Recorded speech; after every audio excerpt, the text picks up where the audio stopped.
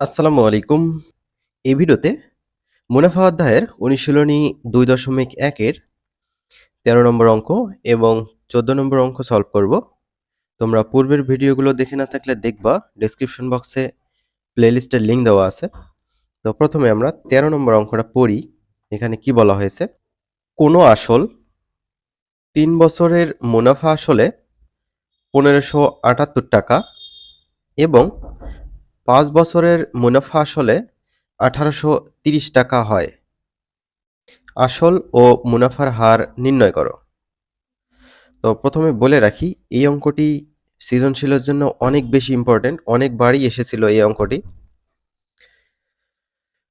এই অঙ্কটি করার একটা সিস্টেম আছে। সিস্টেমটা হচ্ছে, এই যে প্রথম অংশে দেখো বলা আছে কোনো আসল ৩ বছরের মুনাফা আসলে ১৫৭৮ টাকা।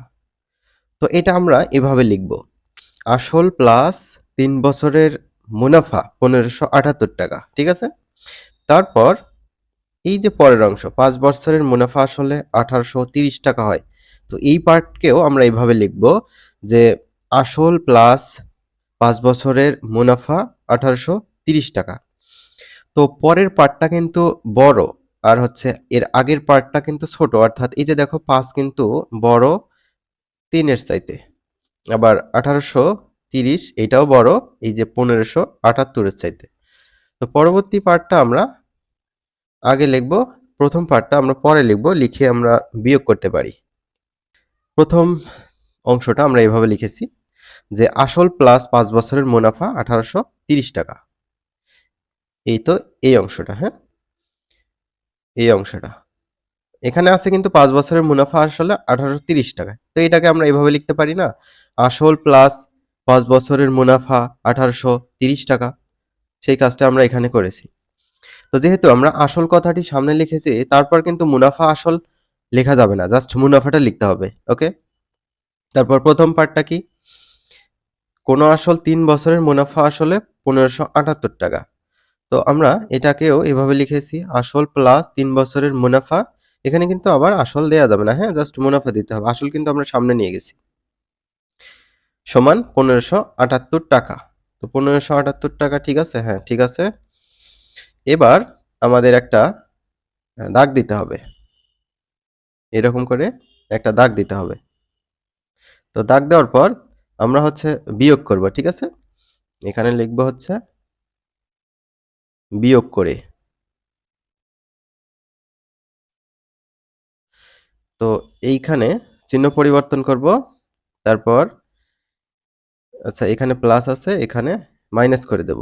তারপর এখানে প্লাস আছে, এটাও মাইনাস করে দেব। ঠিক আছে? তো এই দাগটা আরেকবার ঠিক মতো করে দেই, হয়তো বুঝতে পারবে না তোমরা। ঠিক আছে? এবার কি করতে হবে? জাস্ট এই যে প্লাস আসল মাইনাস আসল কিন্তু কেটে যাবে। উপরে কিন্তু প্লাস আসল আর নিচেরটা কিন্তু মাইনাস আসল কেটে যাবে। আর উপরে প্লাস ৫ আর নিচে কিন্তু -৩। তো ৫ থেকে ৩ বিয়োগ করলে কত হয়? ২। তো ২ বছরের মুনাফা সমান এই যে ১৮৩০ থেকে ১৫৭৮ কিন্তু এখন মাইনাস। তো বিয়োগ করলে হবে ২৫২ টাকা। ঠিক আছে? তো আমাদের অঙ্কের মধ্যে কিন্তু এই যে আসল বের করতে হবে। প্রথমত আমরা আসল বের করব, তারপর মুনাফার হার বের করব। আসলটা কিভাবে বের করব? তো ২ বছরের মুনাফা হচ্ছে ২৫২ টাকা পেলাম। তাহলে ১ বছরের মুনাফা কত হবে? এই যে ২৫২ ভাগ এই যে ১ এর উপরে কি আছে ২। ২৫২ কে এই যে ২ দিয়ে ভাগ করতে হবে। তো এই অঙ্কটা ২ ভাবে করা যায়। ২ ভাবে হচ্ছে, এবার আমরা ৩ বছরের মুনাফাটা বের করব। তো এই যে এই ৩ বছর দিয়েও তোমরা অঙ্কটা করতে পারো, আবার এই ৫ বছর দিয়েও অঙ্কটা করতে পারো। উত্তর কিন্তু একই আসবে। ঠিক আছে?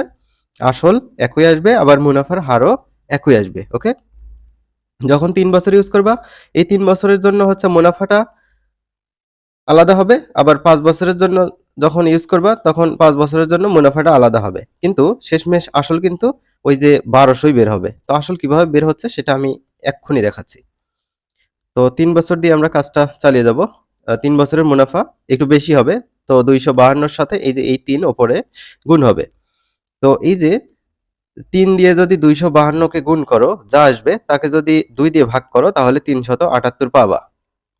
তো এইটা কিভাবে হচ্ছে সেটা একটু দেখি। ২৫২ তার সাথে গুণ করতে হবে ৩, যা পাবো তাকে হচ্ছে 2 দিয়ে ভাগ করব। দেখো 378, ঠিক আছে?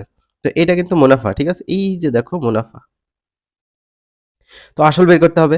আসল মানে কি? মুনাফা আসল বিয়োগ মুনাফা, তাই না? তো লিখেছি আসল সমান এই যে মুনাফা আসল কত? ৩ বছর নিয়ে কাজ করতেছি না আমরা? ৩ বছরের জন্য মুনাফা আসল কত? এই যে এইটা ১৫৭৮ টাকা। যেটা কিন্তু অঙ্কের মধ্যেই কিন্তু বলা আছে। এই যে ১৫৭৮ টাকা হচ্ছে মুনাফা আসল। তোমরা যদি ৫ বছর নিয়ে কাজ করতা, এইখানে ৫ দিতে হতো।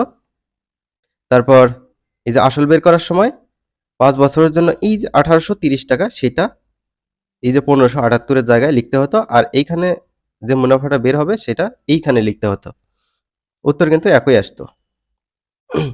তাহলে মুনাফা আসল ১৫৭৮ টাকা, এটা থেকে মুনাফাটা বিয়োগ করলাম। মুনাফা কত? ৩৭৮ টাকা। তো পাবা হচ্ছে ১২০০ টাকা।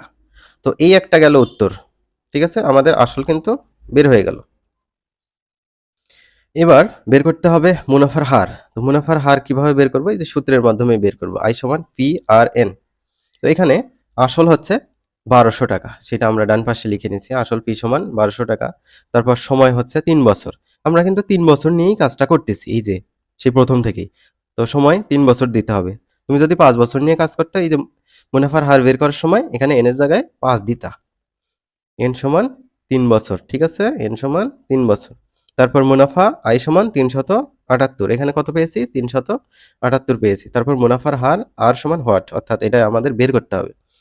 এখন দেখো I সমান PRN। তো R এর মান বের করব যেহেতু R সমান I/PN। এটা আমরা আগের অঙ্কগুলোতে অনেকবারই বের করে দিয়েছি। R এর মানটা কিভাবে বের করতে হয় I/PN।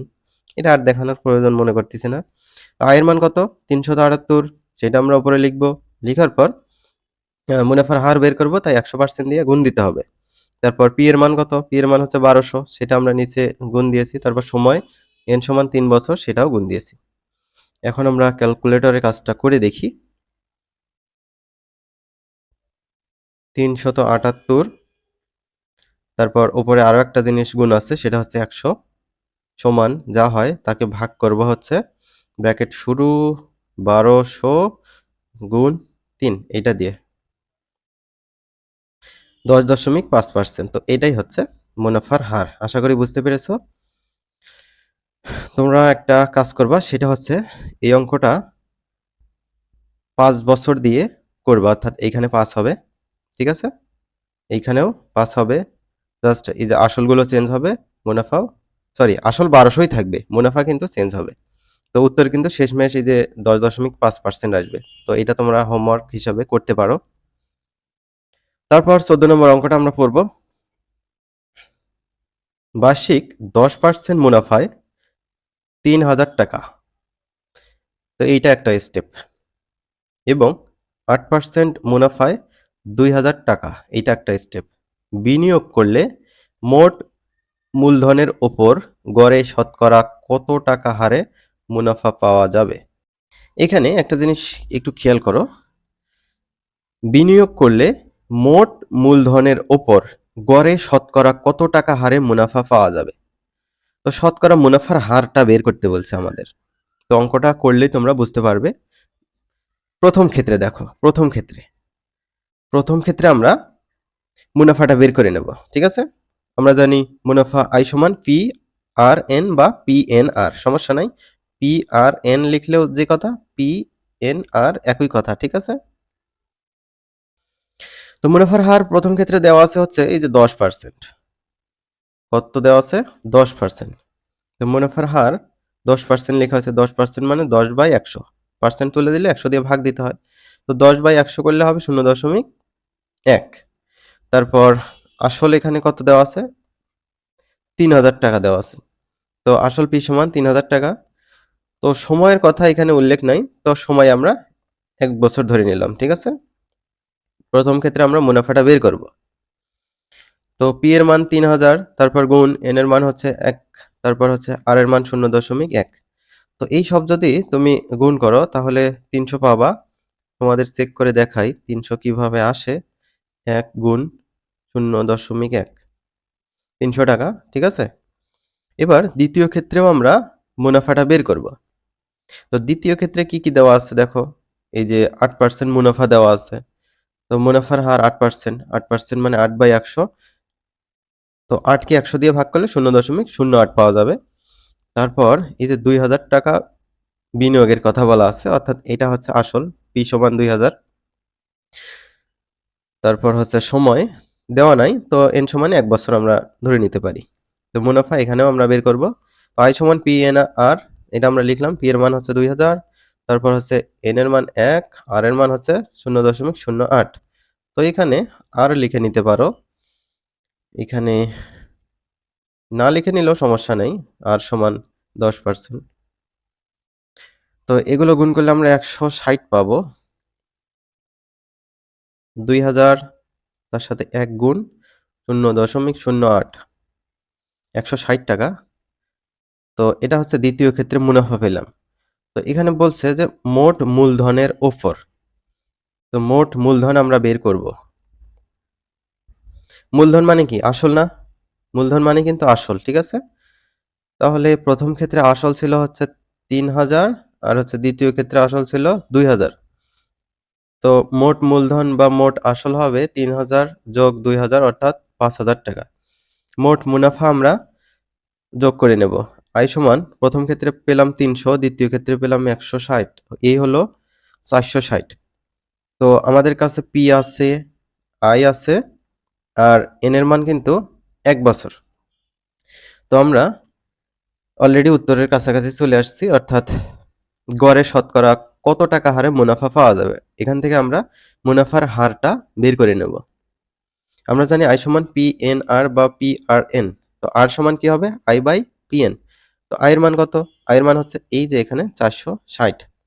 ৪৬০ আমরা লিখছি, তারপর নিচে P আর N গুণ অবস্থা আছে। P এর মান কত? ৫,০০০। তো ৫,০০০ আমরা লিখেছি, তার সাথে ১ গুণ N এর মান গুণ ১০০%। মুনাফার হার বের করতে গেলে ১০০% দিয়ে গুণ করতে হয়। তো এখন আমরা উপরে দেখতে পাচ্ছি ৪৬০, আরও দেখতে পাচ্ছি হচ্ছে ১০০%, মানে ১০০ দিয়ে গুণ।